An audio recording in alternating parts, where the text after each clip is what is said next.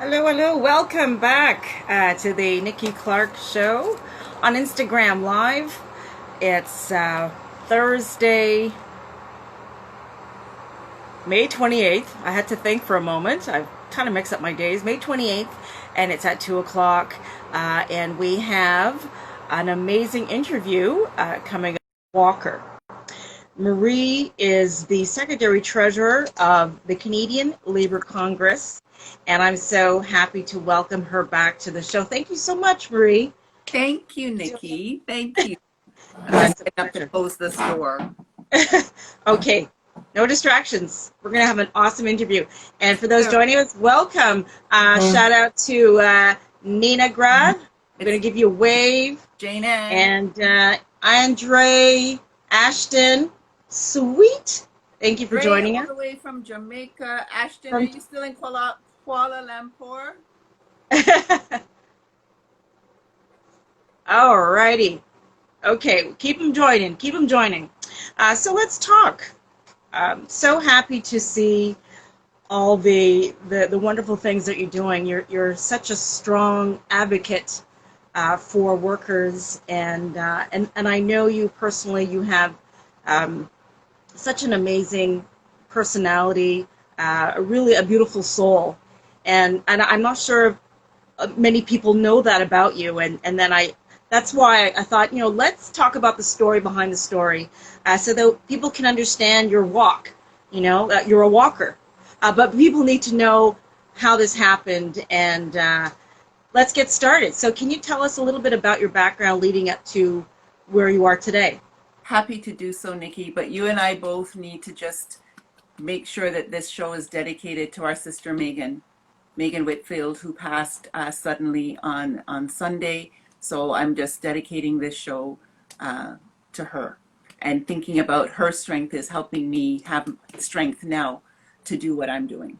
So Yes, absolutely. Marie, thank you for mentioning that, and my deepest condolences and thoughts go to the families and friends, the colleagues of Megan Whitfield. She was the CUPW local president for 626 here in Toronto, and she tragically passed away May 25th. So she will be missed. She's a wonderful human being, and I believe funeral arrangements are coming up in the next couple of days, right? Funeral arrangements have already been posted, but I'll make sure that you get them as well. They've already been posted. The funeral is on June 5th at New Haven Funeral Center. I believe it's out in Mississauga. But again, we'll make sure that everybody has, and hopefully, I know that the Coalition of Black Trade Unionists, the Ontario Federation of Labor, and other labor folks and her friends and family will be doing something later on to honor her life. Yes. I was reading her bio, and I just found out she's from St. Elizabeth, Jamaica. That's where my family's from. So I think if I am to share a little reflection of, what has been happening to me, and probably echoing many people during this pandemic, is that is really giving us a time to reflect on what matters most. And I have to say that I have regret for not really taking the time to know a lot of amazing people.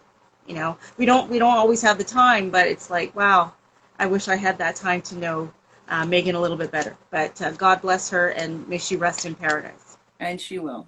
She will. Amen. Amen to that. So let's talk about you, Marie. Yeah. So my rise to the position that I'm in now, I mean, people who've known me for a long time will tell you I was always about injustice. Whenever I saw it, I was out there either demonstrating. My voice was in the mix. I have parents who are activists, and I say are activists because they still are, who made sure that we were part of the activism. So my mom, I was raised by my mom, and I'm originally I was born in England but raised in Jamaica. I was in Jamaica for 8 years before coming to Canada. So my heart is Jamaica. I'm Jamaican. When people ask me, although my father is Bajan, I tell them. Same here. So, everybody knows that my mom was, well, most people know, My mom was the human rights director for the Ontario Public Service Employees Union, but prior to that, she worked at the Ontario Human Rights Commission and has always been involved in activism. As far as I know, my grandmother used to tell me about the things my mom did. My mom still tells me about all the things she did at Sir George Williams University and after.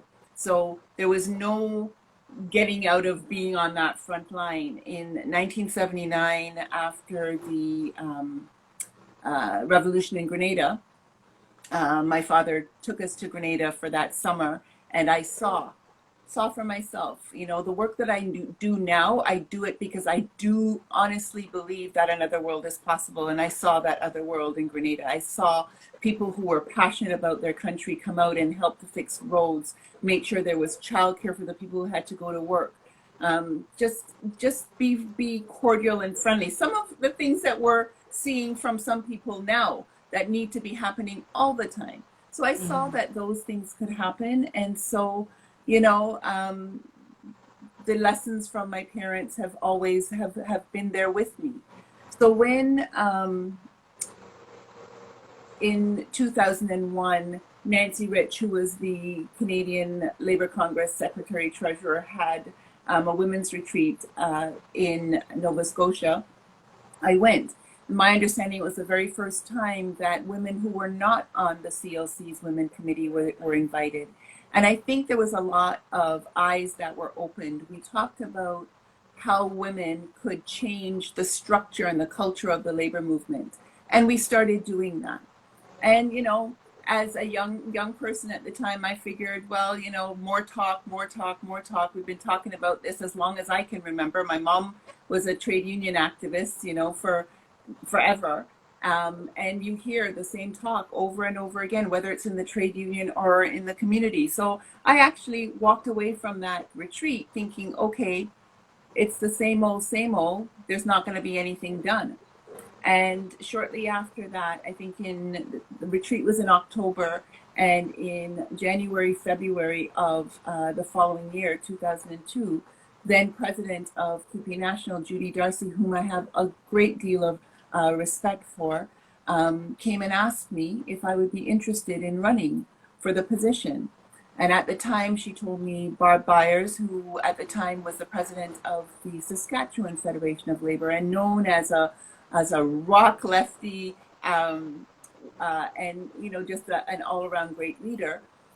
I heard that she was running, and it sealed the deal for me. I think I told Judy yes almost immediately, and then she came back a few days later to make sure, you really saying yes?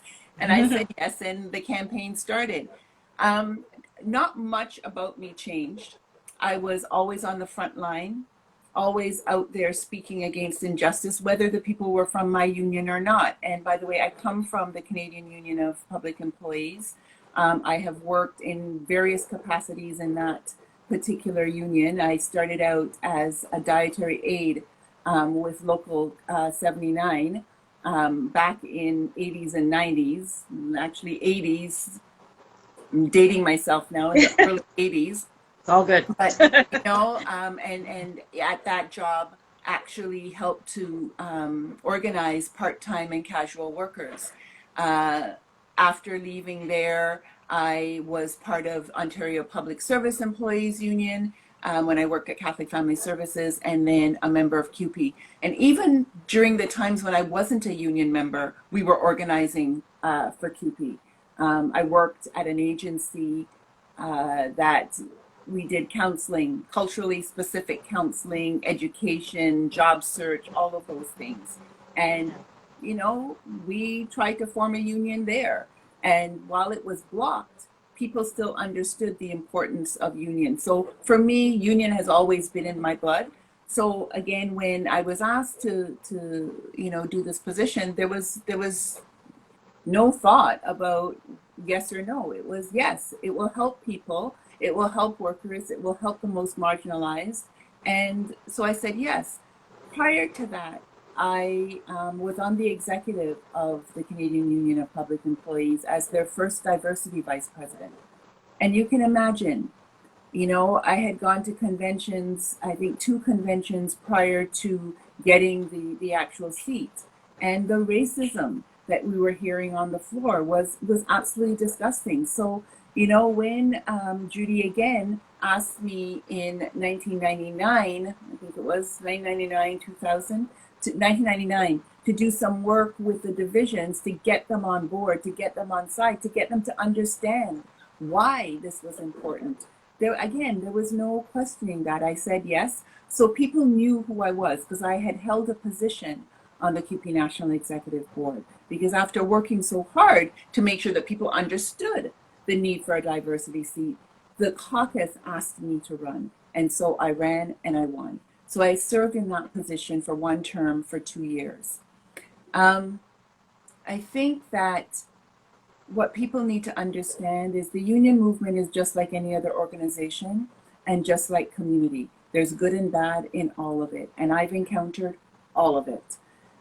So in 2002, when I first ran, I had people ask me, and this was, I think, something that opened my eyes a little bit to the trade union movement, because you always think that they're a lot more progressive than others. But one of the things that I was asked, because I was moving from Toronto to Ottawa, our head offices are in Ottawa. My kids are here, I have 2 boys, and the question was asked, so when you win, who's going to take care of your kids? Or if you win, who's going to take care of your kids? Something to that effect, because you have to move to Ottawa. And after I picked my mouth up off the floor, because I really couldn't believe I was being asked that question, my response was, would you ask a man that question? Exactly. Men home all the time to take on responsibility in various organizations, and they're never questioned like that. Never questioned. Never. And so, as I said, picked up my mouth off the floor, asked that question, and then, you know, said to the person, I come from a community, and big up Malvern, I come from a community where everybody knows who I am. I worked with, you know, soccer, basketball, every sport that you could imagine, and my kids were here, and I felt comfortable. And it's not just me as a parent that's responsible for raising that child or those children. It's the entire community. And so that's what I said. I said, the community is there. I said, my mom is right on the next street. My other mother is on the other street. And I said, you know, we're living in an age of cell phones and you know, computers. Yes. And I used to call those kids, they can tell you, 4 and 5 times a day to make sure that they were okay. But again, nobody ever says that to men. And that was the start of my eye-opening about what the trade union movement could be like. As I said, there's good and bad in everything. Right. But that was a direct hit. It was. Like, it was. And then it was like, okay. So I got elected, obviously. And it was a struggle. First Black woman, first racialized person, or woman, sorry, because Hassan had been there.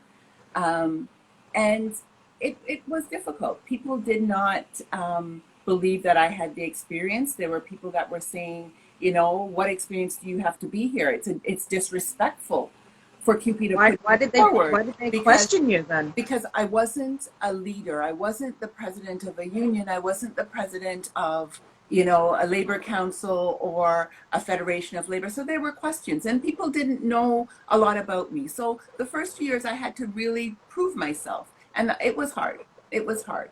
I'm going to skip over those hard years, some of those hard years, because I think that what people need to see is what's there now. Yes. So we know as Black women, we know that men have it hard. But as Black women, we're questioned about everything we do. We have to try harder. We, you know, get to a table and somebody will ask a question. We will ask a question. It will be the exact same question that other person asks after us, and they will get an answer and we won't. There's, you know, you have to do everything twice as good, 3 times as good, 4 times as good for it to even get recognized. And you're working that much harder. So when everybody is out there, you know, traveling or doing whatever and spending 2 days on vacation, you're not doing any of that because you know that eyes are watching every single move that you make. And so, yeah, that was there. And it makes you silent. It makes you question your abilities. It makes you feel less than. But for me, I was so fortunate. People talk about my strength.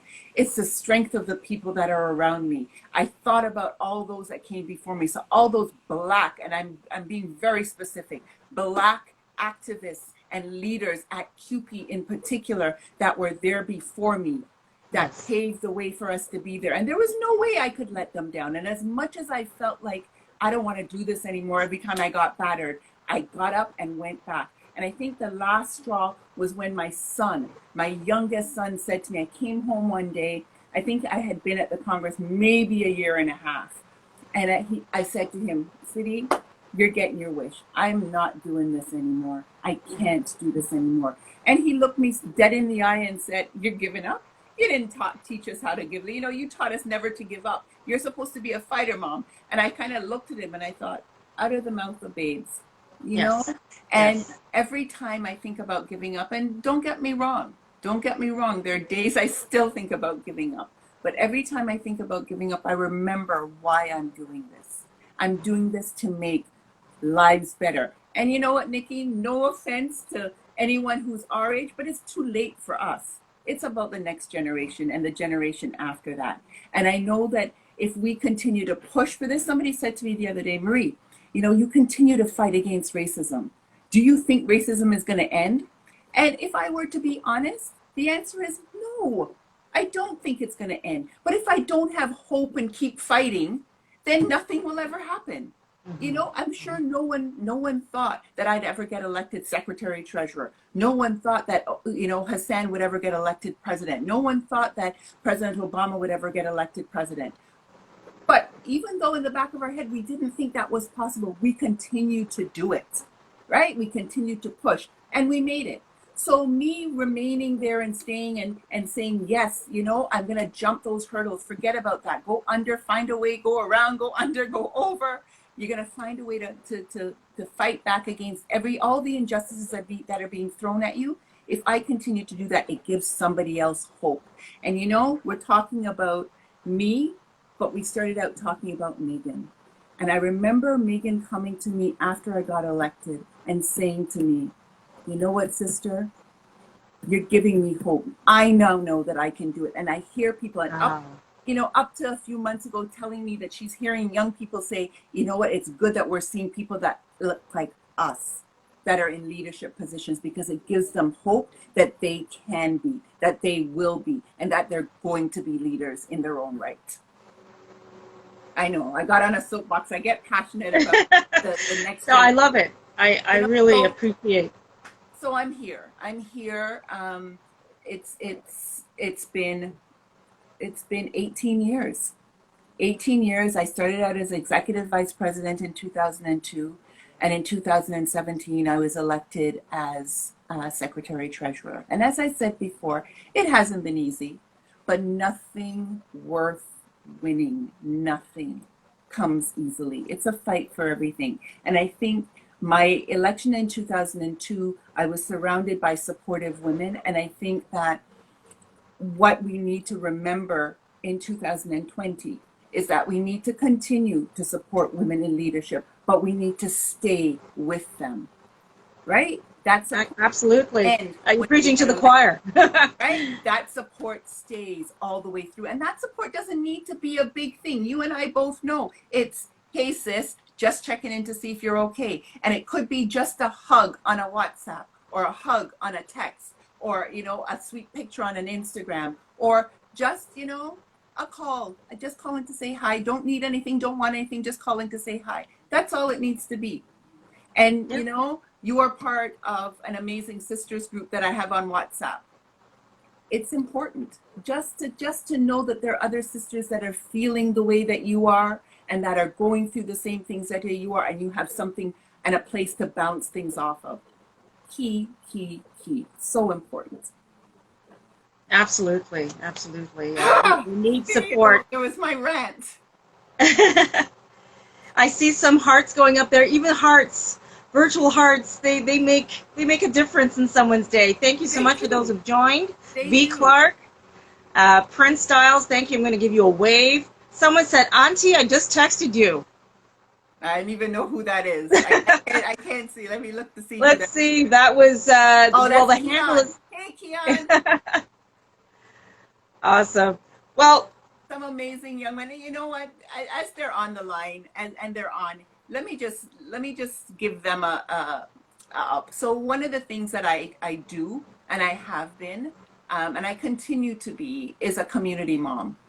So it wasn't good enough for me just to have my two kids. I raised others. I raised other boys. Sorry, girls. I raised other boys.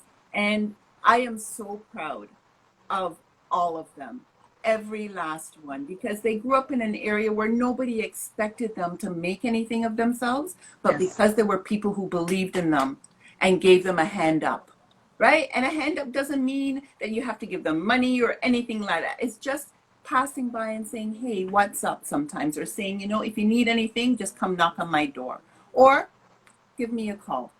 That's all it takes. And I see that we're just joined by Cecile. Hi, Cecile. Cecile is a longtime friend. I've known Cecile since I was probably 10.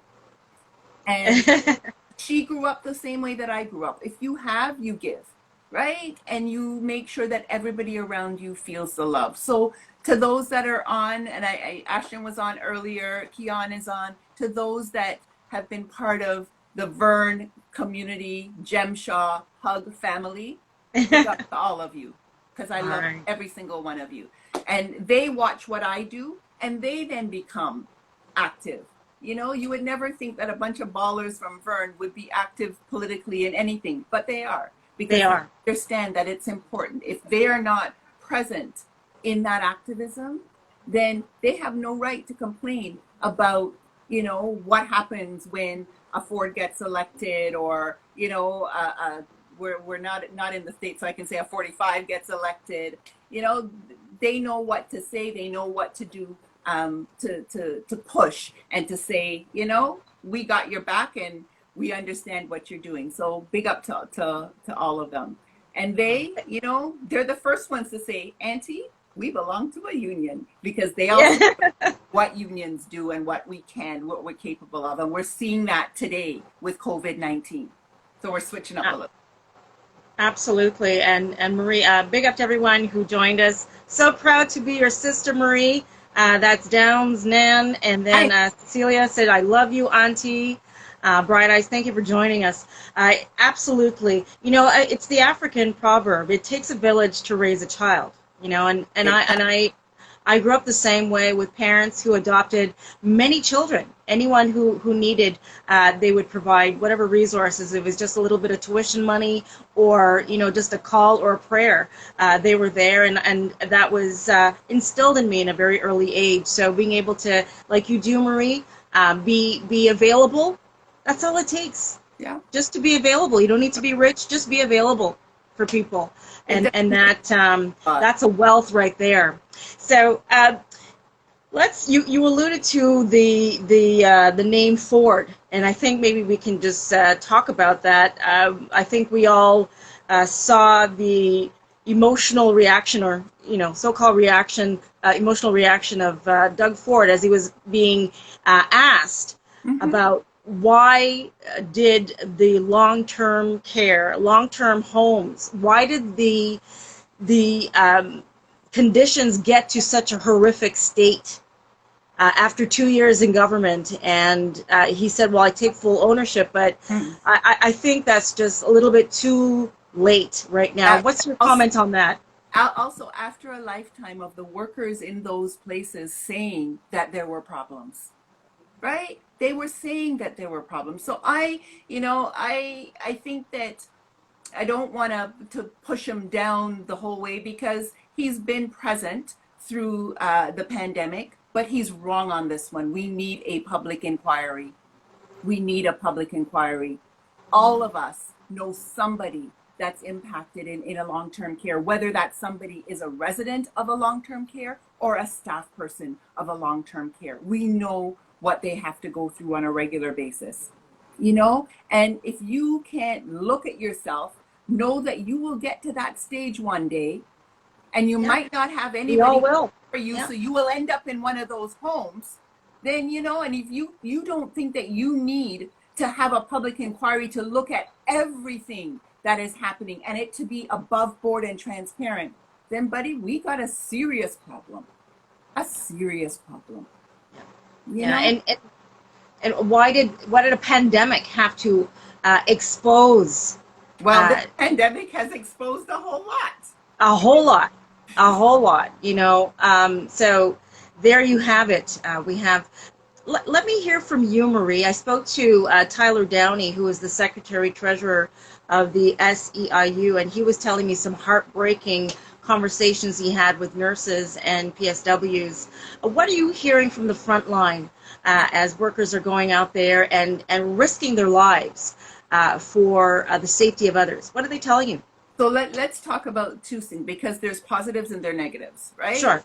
So with the negatives, what they're saying is that the problem still exists. There are still homes out there that are not feeding, and it's not because in some instances they don't have the ability. They don't have the staffing.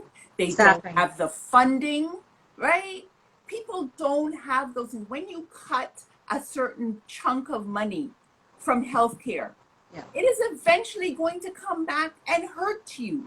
And that's what we've been saying as a labor movement for a very, very long time. We need to treat people with respect, right? It's not about profits. I understand that corporations need to make something, particularly for the shareholders, and, you know, the union pension plans are part of those shareholders. I get all of that. But those profits don't have to be disgusting, and they do not have to come at the expense of a life of a worker or a resident in one of those homes. They should never. I mean, look at the things that workers ask for. We don't ask for anything. I mean, I hear the commentary about, you know, greedy workers and that we're all about ourselves. Look at the things that unions have fought for. We all benefit from them. We all benefit from it. And those are the things that we're saying that we need to go back to, right? Look at the hours that you work in a day. Look at, you know, your personal protective equipment. Look at what you're paid. Look at the benefits that you get or that you should be getting. I mean, it should never have taken a pandemic for people to see that the people that are now deemed essential were always essential. Always essential. Without them, our country, our society, our community can't run. It can't run. And they should be paid. Their work should be valued. We say the same thing about women and those who do care work. If we don't have health care, if we don't have teachers, if we don't have nurses, practitioners, child care workers, elder care workers, if we don't have any of those, we can't survive. The economy collapses. Survive.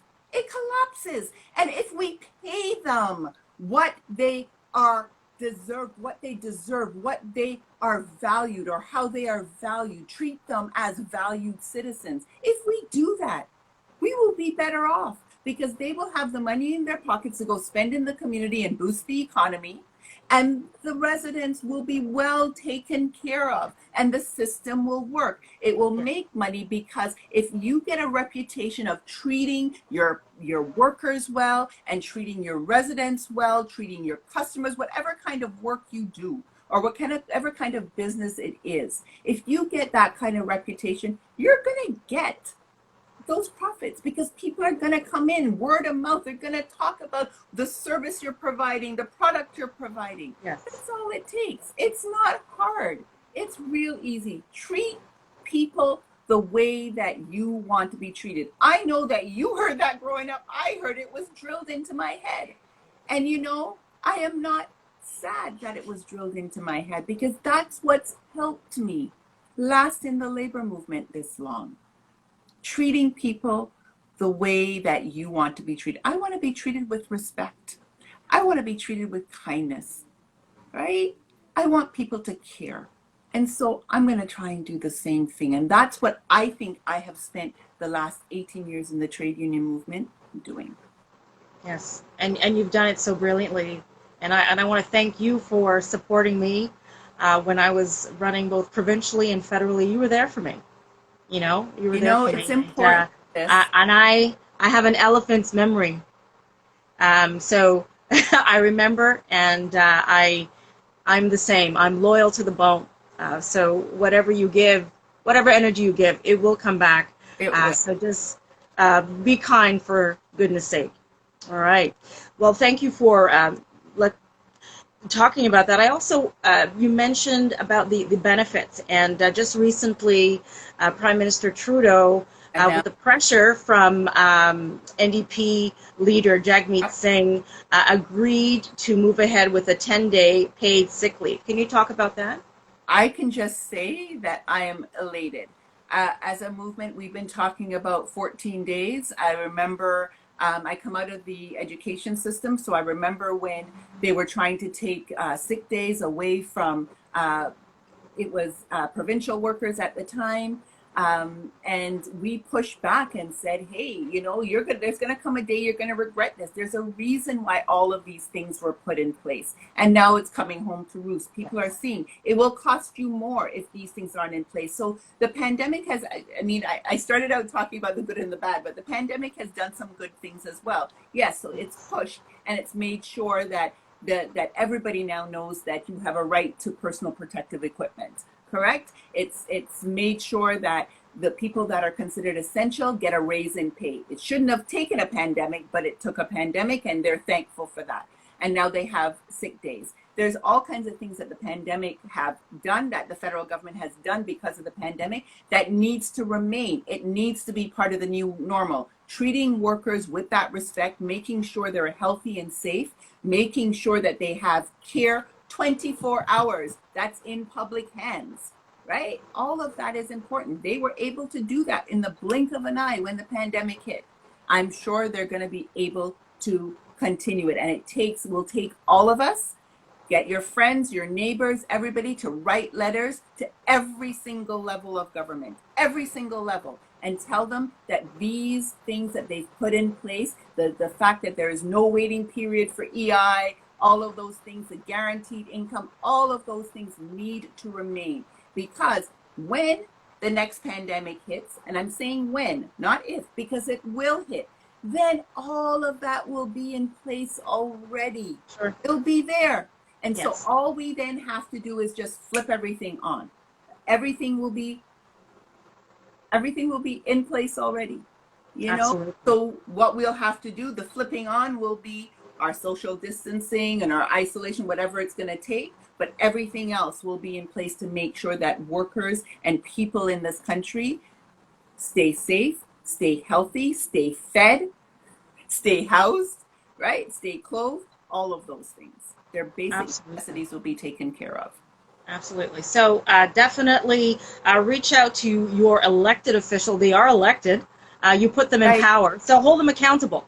So you want to reach out to, as you mentioned, Marie, the different levels of government, municipal, contact your counselor, your MPP, and your MP, and let them know. Your school board trustee, especially out in your area. Absolutely. Absolutely. Yes. Okay. Put them to work. That's what they're there for, and make sure that we don't fall through the cracks again.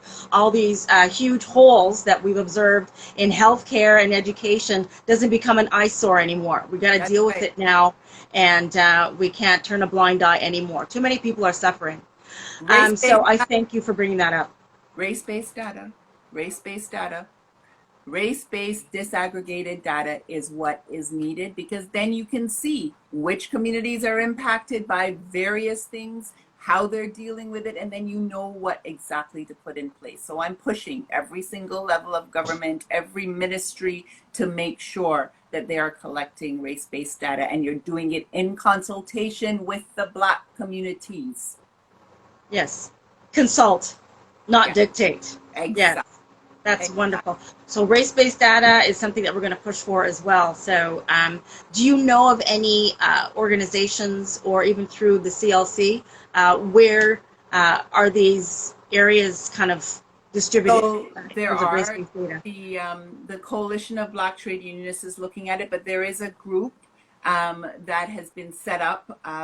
It's the Black Canadians, and I can't. The name has just slipped me. But there are regions that have been set up, and there is a Toronto region, there is an Ottawa region, and I'm sure that there are regions in the rest of the country, but they do have conference calls.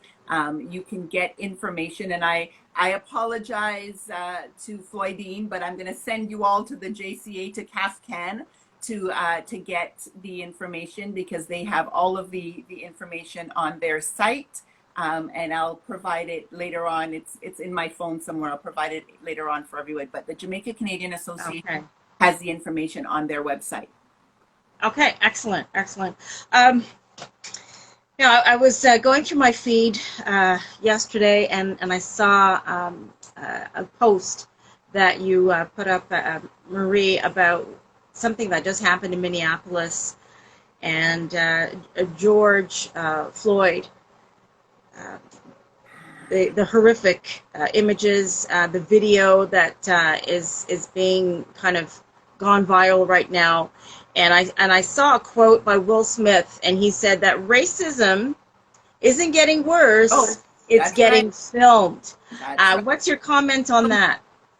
I agree 100%. Nothing has changed. Nothing has changed. You look at, that video, and I usually don't post them because I try not to give the murderer that lens, right? That notoriety. But I thought that this was important. It was important for people to see. I can't tell you. I mean, this week is already a bad week. Already a bad week. And when that came out, I couldn't breathe. Like, I literally gasped. Our community is tired. We're tired. They're angry, and you can't blame us for being angry. Nothing is changing. Nothing is changing. And so it is very frustrating to look at and to watch, but we need to band together as a community to get the authorities and the powers that be to listen and get things in place for officers to get training. It doesn't take a whole lot to train an officer not to kill. It doesn't take a lot. To me, if you sit there like that officer did, you have already come into the force with a problem, and you shouldn't be in the force in the first place. And those officers that stood by and did nothing, again, every last one of them should be charged with murder. And none of them, in my opinion, let me just say, in my opinion, none of them should see the light of day. Sorry. That is just absolutely disgusting. You've taken the life of a son, a father, an uncle, and if he wasn't, he had the potential to be all of those things. That is wrong. And so I think it's important for us to band together, but also to check in, because I know what it did for me, and I'm considered strong. Can you imagine how other people are feeling right now? We need to check in on each other. We need to check our mental health, because none of this is easy.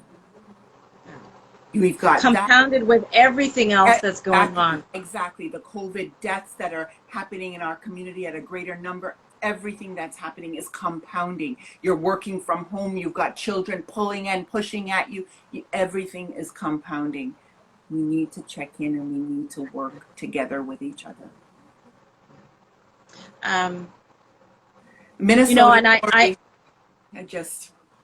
I have people in Minnesota. My son went to the University of Minnesota. It's heartbreaking to see, particularly after the last incident when they tried to put things in place to make sure that wouldn't happen again. And you're seeing it happen. And I'm sure there are many other stories like that one that are happening in Minneapolis and the surrounding area and other places, including right here in Toronto. I mean, last night, we still don't have the full story, but we've got the SIU investigating a death last night as well of somebody who they say jumped, and their family saying they would never jump. So, there's a lot of stuff going on in our communities that we really need to band together, try and unpack and help each other to deal with.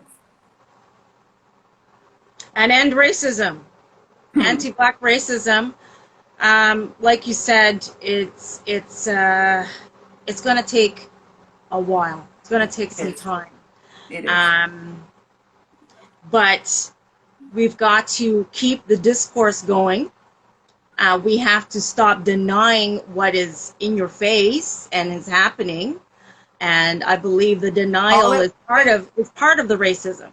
Yeah, call it what it is. Call it what it is. It's not your imagination. You're not being sensitive. No. It's overt and it's covert. It's conversations like, "Oh, you speak so well." That's right. Excuse me? You speak so well for a person. Well, they don't say a Black person anymore. They just say you speak so well and just leave it. So, my sister, we will just keep moving forward. Stay positive, and we stay strong. I will. And we can do this again. Absolutely, absolutely. And I just wanted to say, for yourself, Marie, and for others who are watching, do not feel guilty about taking care of yourself. Self-love is extremely important, especially as leaders and nurturers. Yeah. And I speak to myself. Take the time off to disconnect from social media. Go for a walk. Pray. Whatever you need to do. Just fill yourself. Fill your love tank up. Because we know how much it can be. The fuel can run out easily with all the stuff that's going around us. So I thank you. I really, God bless everything that you and your family are doing. Thank you, how Nikki. can people, you're welcome. How can people reach out to you on social media, even just to give you a big up? First, let me say you take care of yourself too, because you've been through the ringer and back over the last number of years. So it's important that you stay well and you take time to regenerate as well. I will. People can reach me on Instagram, MCWalker64, on Twitter at MCWalker64, on Facebook, Marie Clarke Walker. There are a number of pages. I check my Marie Clarke Walker page. I don't tend to check the election pages as much. There are other people that tend to do that. But yeah, so you can reach me and hook me up, ask me questions if you'd like, and I'm more than happy to answer. If I don't know the answer, I'll find it for you and get back to you. Awesome. All right.